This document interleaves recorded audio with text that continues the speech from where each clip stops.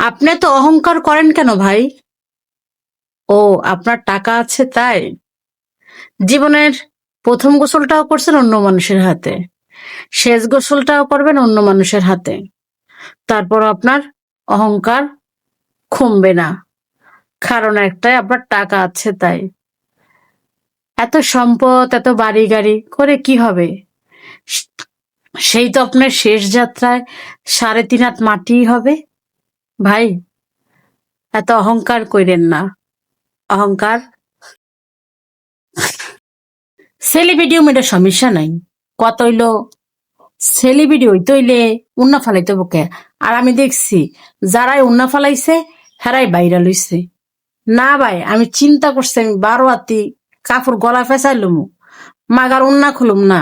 যদি আমার ভালোবাসে বাসব, নইলে গাইলাম না আর কিছু। মুড়ি খা। রিপ্লাই দিবেন কিন্তু সবাই, সবার কাছে বলতেছি রিপ্লাই দিবেন। আচ্ছা, সেলিব্রিটি হওয়ার জন্য সবাই একটু ভিডিও বানায়।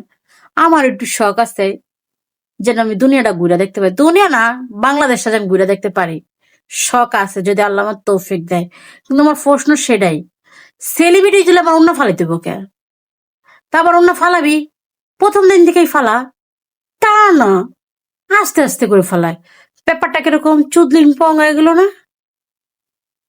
তুই শত্রুর মতো থাকবি।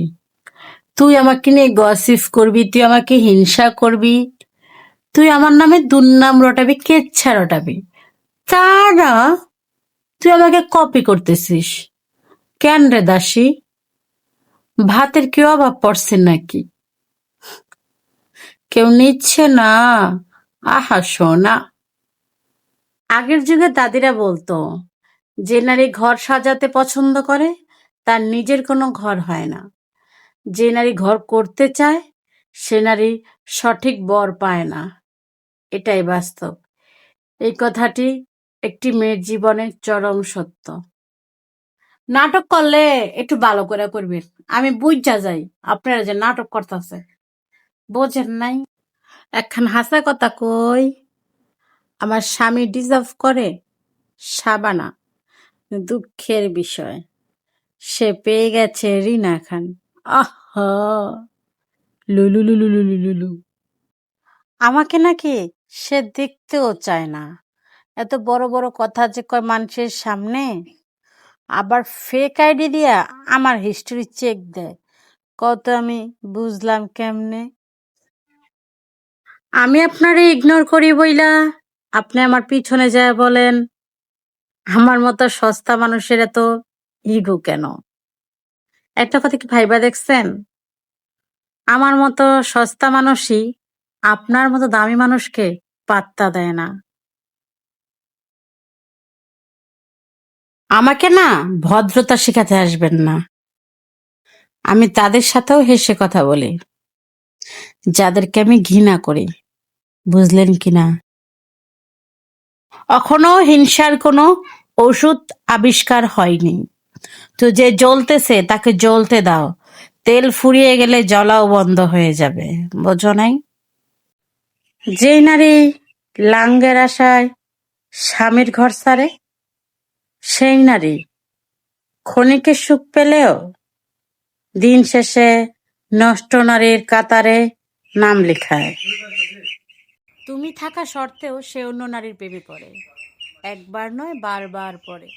তাহলে বুঝে নিবা, সে পুরুষ জামা কাপড়ের মতো নারী চেঞ্জ করে।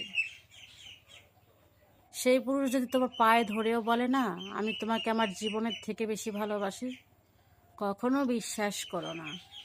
সে আল্লাহর কসম কেটেও তোমার সাথে মিথ্যা কথাই বলবে।